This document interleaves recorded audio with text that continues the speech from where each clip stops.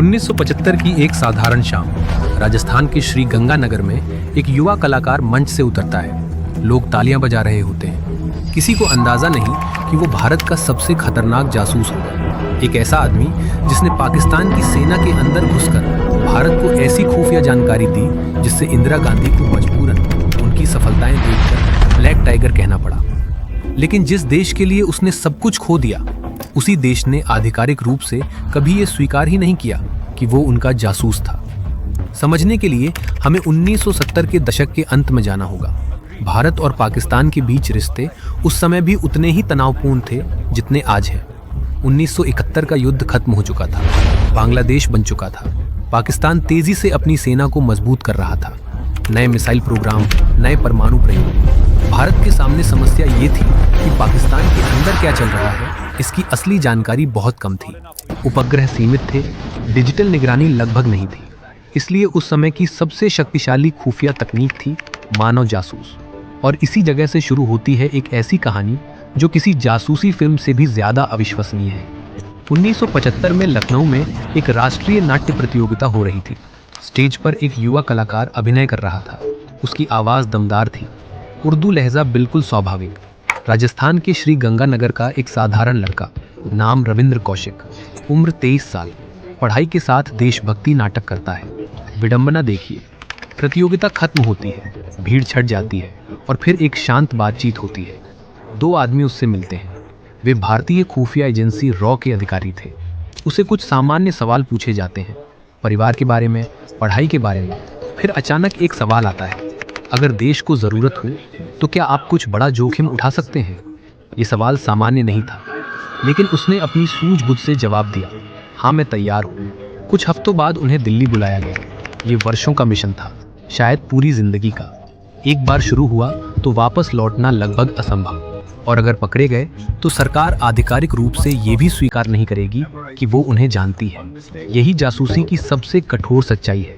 ये निर्णय शायद कुछ मिनटों में लिया गया था, लेकिन उस निर्णय ने उनकी पूरी जिंदगी की दिशा बदल दी। रविंद्र कौशिक को दिल्ली लाया गया। अगले 2 साल उनकी जिंदगी पूरी तरह बदल गई। नई पहचान बनाई गई। उसका नया नाम रखा, नबी अहमद शाकिर। उसे उर्दू साहित्य पढ़ाया गया, यहाँ तक कि उनका खतना भी कराया गया। फिर 1979 एक युवा छात्र पाकिस्तान में प्रवेश करता है। उसके दस्तावेज सही हैं, उसकी भाषा स्वाभाविक है, कोई शक नहीं करता। वो कराची विश्वविद्यालय में दाखिला लेता है, कानून की पढ़ाई शुरू करता है। यही असली घुसपैठ की शुरुआत थी, क्योंकि जासूसी सिर्फ सीमाओं पर नहीं होती, वो समाज के भीतर होती है। सब कुछ इतना स्वाभाविक था कि किसी को शक नहीं हुआ। डिग्री पूरी होने के बाद उन्होंने एक और बड़ा कदम उठाया। उन्होंने पाकिस्तान की सेना में भर्ती के लिए आवेदन किया। ये जोखिम भरा था, लेकिन योजना भी यही थी। कई चरणों की जांच हुई, दस्तावेज देखे गए, पृष्ठभूमि की जांच हुई, लेकिन सब कुछ सही निकला, क्योंकि उनकी पूरी पहचान पहले ही सावधानी से बनाई गई थी। और आखिरकार वो पाकिस्तानी सेना में भर्ती हो गए। ये वो क्षण था जिसके लिए वर्षों की तैयारी की गई थी। अब भारत का एक जासूस पाकिस्तान की सेना के अंदर था। 1980 के दशक की शुरुआत तक रविंद्र कौशिक का मिशन सफल हो चुका था। वो पाकिस्तान की सेना में शामिल होने के बाद धीरे धीरे पदोन्नति पाते हुए मेजर रैंक तक पहुंच गए। अब उनके पास ऐसी जानकारी थी जो किसी भी उपग्रह से ज्यादा मूल्यवान थी। उन्हें पता था कि कौन सी यूनिट कहाँ तैनात है, किस सेक्टर में कितनी सेना है, कौन सा हथियार कब इस्तेमाल होने वाला है। और फिर आया एक और बड़ा विषय।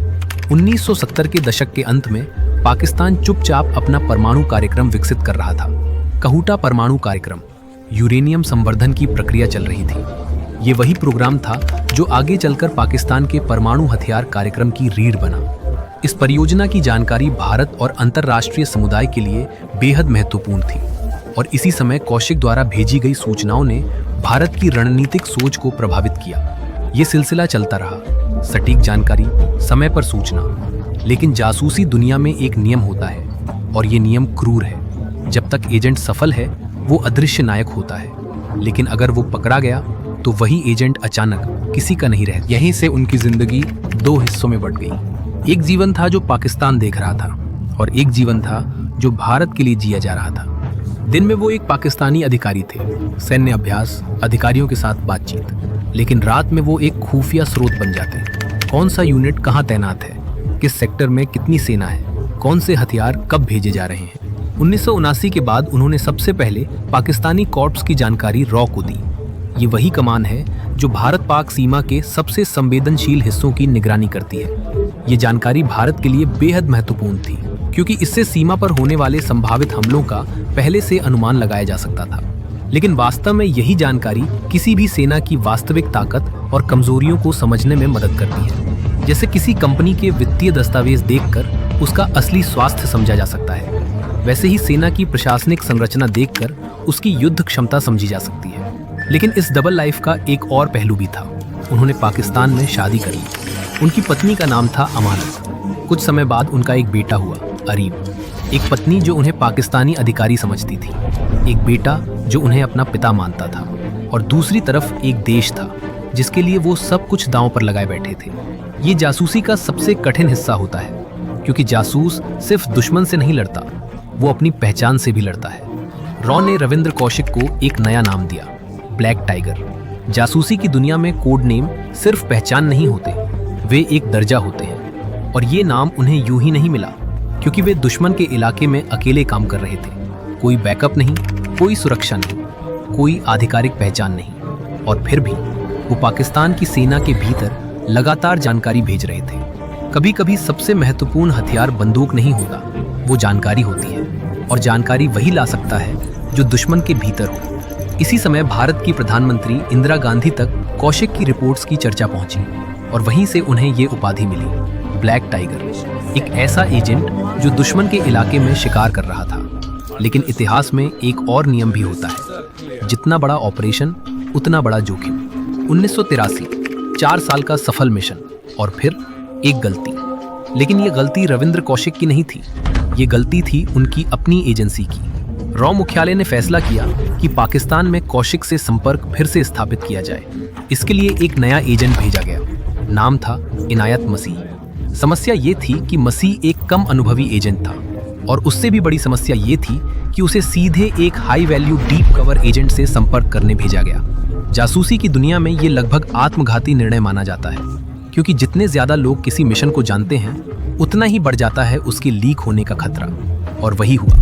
पाकिस्तान की ISI बेहद सक्रिय थी। उसके संयुक्त काउंटर इंटेलिजेंस ब्यूरो ने इनायत मसीह को पकड़ लिया।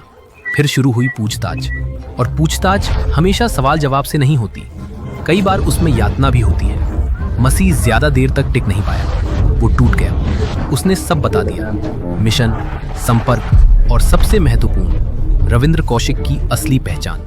अब ISI के पास वो जानकारी थी जिसकी उसे वर्षों से तलाश थी, और उन्होंने तुरंत एक जाल बिछाया। मसीह को ही इस्तेमाल किया गया। कौशिक को एक मुलाकात के लिए बुलाया गया। उन्हें लगा ये सामान्य संपर्क है, लेकिन ये एक जाल था। और जब वो पार्क में पहुंचे, ISI पहले से वहां मौजूद थी। 1983, 31 साल का एक आदमी अचानक गिरफ्तार, और फिर शुरू हुआ एक अंतहीन दुस्वप्न। उन्हें सियालकोट के एक गुप्त पूछताछ केंद्र ले जाया गया।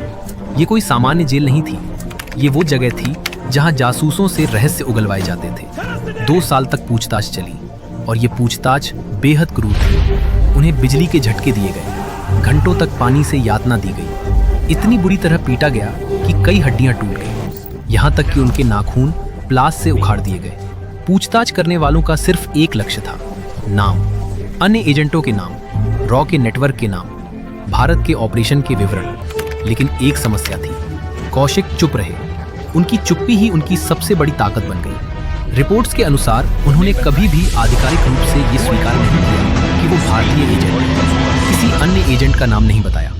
ये निर्णय आसान नहीं था, क्योंकि कई बार चुप्पी की कीमत जीवन से भी ज्यादा भारी होती है। 1985 में उन्हें जासूसी के आरोप में मौत की सजा सुनाई गई, लेकिन बाद में सजा को उम्र कैद में बदल दिया गया, और फिर शुरू हुआ 16 साल का कारावास। Sialkot, Kot Lakhpat jail, Mianwali, Multan central jail, एक जेल से दूसरी जेल। अक्सर उन्हें 6x8 फीट की काल कोठरी में रखा जाता था।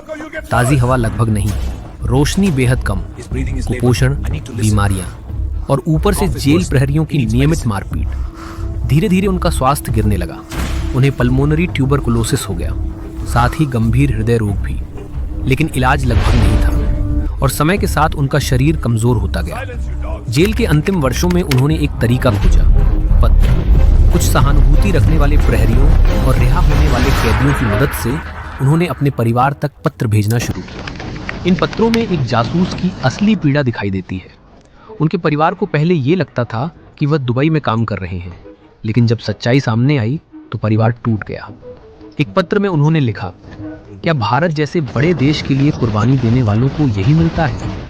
एक और पत्र में उन्होंने लिखा, अगर मैं अमेरिकी होता तो मेरा देश मुझे 3 दिन में बाहर निकाल लेगा। ये सिर्फ शिकायत नहीं थी, ये एक जासूस का दर्द था, जिसे पता था कि उसकी सरकार उसे कभी आधिकारिक रूप से स्वीकार नहीं करेगी। लेकिन जब उनके पत्र भारत पहुंचे तो एक अलग तस्वीर सामने आई। उनकी माँ अमला देवी, एक साधारण भारतीय माँ जो ये समझने की कोशिश कर रही थी कि उसका बेटा आखिर कहाँ है। जब सच्चाई सामने आई तो उन्होंने एक लंबी लड़ाई शुरू की। उन्होंने भारत के कई शीर्ष नेताओं को पत्र लिखे, प्रधानमंत्री अटल बिहारी वाजपेयी, गृह मंत्री लाल कृष्ण आडवाणी, विदेश मंत्री जसवंत सिंह। हर पत्र में एक ही विनती थी, मेरे बेटे को बचा लीजिए। उन्होंने ये भी लिखा कि अगर उनका बेटा पकड़ा नहीं जाता तो वो आज पाकिस्तानी सेना में एक वरिष्ठ अधिकारी होता और शायद हजारों भारतीय सैनिकों की जान बचाता रहता। लेकिन सरकारी जवाब लगभग हमेशा एक जैसा था, औपचारिक, संक्षिप्त। मामला पाकिस्तान के समक्ष उठाया गया है। कभी कोई स्पष्ट प्रयास दिखाई नहीं दिया।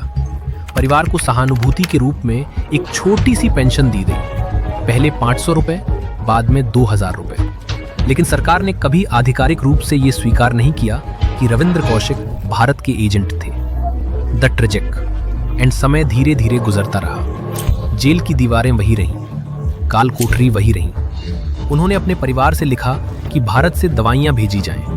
परिवार ने कठिनाई से दवाइयां भेजी, लेकिन कई बार वे बहुत देर से पहुंची। एक पत्र में उन्होंने लिखा, इंदिरा गांधी ने मुझे ब्लैक टाइगर कहा था, लेकिन अब मुझे टीबी और दिल की बीमारी है। यहाँ इसका इलाज नहीं है, मुझे बचा लो। मैं भारत की जमीन पर मरना चाहता हूँ। ये शब्द पढ़ते समय एक बात समझ में आती है, जासूसों की सबसे बड़ी त्रासदी उनकी गुमनामी नहीं होती, उनकी सबसे बड़ी त्रासदी होती है उनकी असहायता। 21 नवंबर 2001, लगभग 18 साल की कैद के बाद रविंद्र कौशिक ने पाकिस्तान की जेल में अपनी अंतिम सांस ली। उनकी उम्र सिर्फ 49 साल थी। लेकिन कहानी यहीं खत्म नहीं होती, क्योंकि उनके जीवन की तरह उनकी मृत्यु भी एक त्रासदी बन गई। भारत सरकार ने कूटनीतिक कारणों से उनका शव लेने से इनकार कर दिया। मुल्तान जेल के पीछे उन्हें एक अनाम कब्र में दफना दिया गया। कोई तिरंगा नहीं, कोई सैन्य सम्मान नहीं, कोई सार्वजनिक शोक नहीं।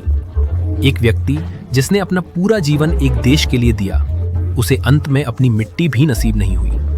रविंद्र कौशिक की कहानी सिर्फ एक जासूस की कहानी नहीं है, ये उस अदृश्य दुनिया की कहानी है जो सीमाओं के पीछे चलती रहती है, जहां नायक होते हैं लेकिन नायकत्व दिखाई नहीं देता। और शायद यही सबसे कठिन सवाल है, क्या किसी देश की सुरक्षा के लिए ऐसे अदृश्य बलिदान अनिवार्य हैं? क्योंकि इतिहास की सबसे खामोश कहानियां अक्सर वही होती हैं, ये हम जो कभी आधिकारिक रूप से बताई ही नहीं जाती। ये हमारे चैनल का पहला वीडियो है। अगर आप ऐसी अनसुनी और सच्ची देशभक्ति की कहानियां जानना चाहते हैं तो हमसे जुड़े रहें। जय हिंद।